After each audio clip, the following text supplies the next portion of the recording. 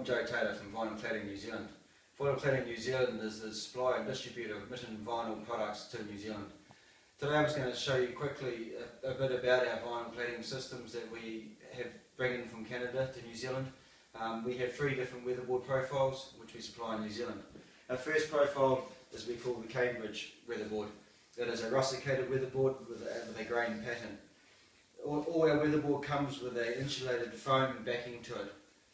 The foam is for insulation obviously, and it also provides rigidity to the weatherboard once it's installed. Our next profile is our cedar line profile, which is a bevel-backed weatherboard, a different grain pattern, a very straight grain pattern, and also insulated, 20mm, 20mm insulation.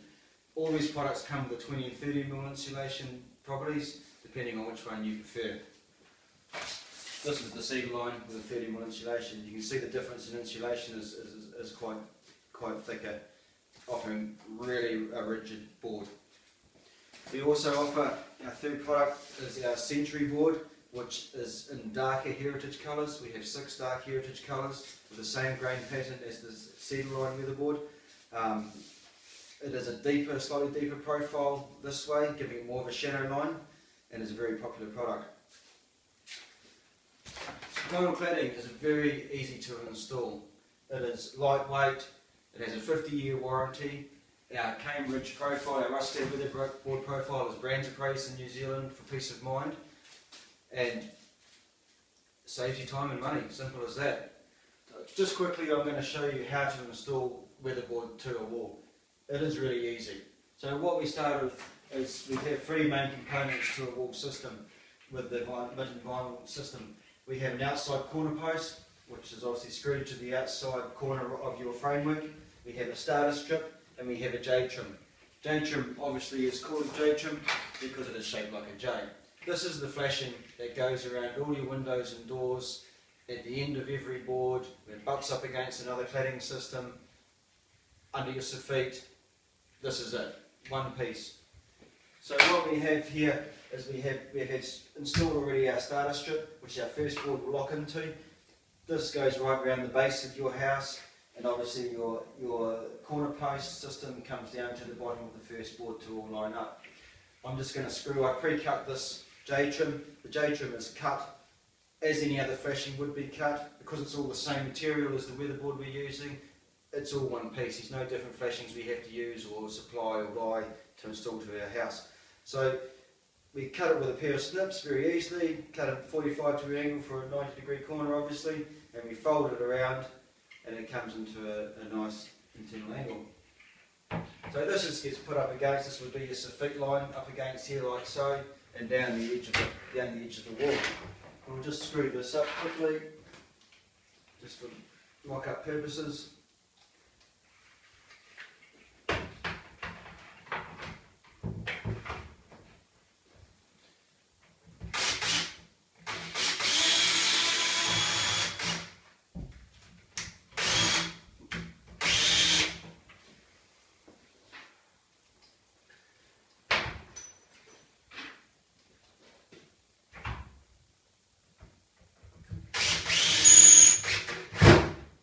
Vinyl cladding is screwed in the slots that are provided with the system. Because vinyl moves, expands and contracts with heat and different temperature range, we have to allow it to move. So we have to screw it in the centre of these slots. It is not screwed tight, it is just screwed just loosely so it can actually still move. Once we've installed our J trim, so I have just screwed it just lightly, just so we can, for the purposes of this video, but you would normally screw it every, say, 400mm apart. So we start with our first board, which will clip into the bottom of the starter strip. Our boards are cut very easily. Because it's a vinyl product, it has a foam backing on it, we can cut it with either we use a battery grinder or a grinder with a thin slitting disc on it, obviously safety glasses and earmuffs, and we just cut it squarely like so, or we use a drop saw with a very fine blade in it, and it cuts it very easily. There's obviously no need to to get any expensive blades or anything like so, because it's very easy to cut. With vinyl, we also make sure that when we measure between the trims, that we allow at least 5mm in every trim for expansion and contraction. So this board we've cut at a short distance, 10mm shorter than it needs to be. So we start by sliding this board up into here, and we clip it in to the bottom of the starter strip. That easy. We make sure obviously it is level. I have leveled the starter strip to start with. We make sure it is level because we get the first board level, we're away from there on. So we're using a flathead screw, which is giving us good width on the screw head to make sure that it sits in the slots of these and it's not going to pull out. We also offer a cyclone washer, which also sits in here for high wind zones. So this is simply just screwed in the centre of the slot, just to the edge of that trim. As I explained, the screw is just screwed in the centre of the slot, just to there, or just you can just put it just underneath there, just to hold it. We don't want that screw tight. That screw has to be allowed to move side to side with the board when it expands and contracts. If you screw it tight or to the edge of one board, it won't be able to expand and contract, and causing the board to buckle. Installed incorrectly, it's not good. We don't want it installed incorrectly. So we carry on screwing that through the centre of the slot, just to there, put that over there, and we should be able to move this side to side like so, allowing for expansion and contraction. The next board, obviously once again very easy, we just start down under here, slide into the corner post. Because the cladding system, the vinyl is malleable, we just move the J trim out of the way, like so, in there, up under the lock and hem at the bottom, and we clip it in. That simple. Once again, we make sure it's level, either using a level or whatever you have.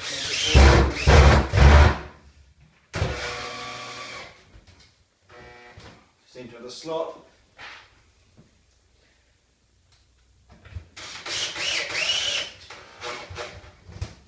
And not too tight.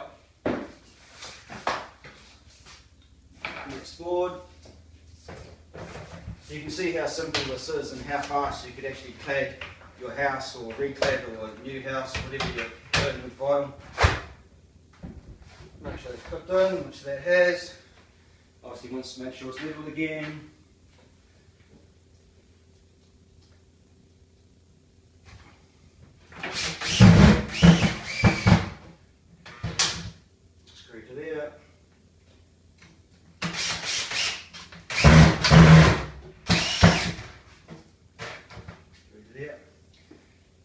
And in the last board, you obviously need to measure up from under the J trim up here to the bottom of here, which will be obviously the bottom of the board, like so.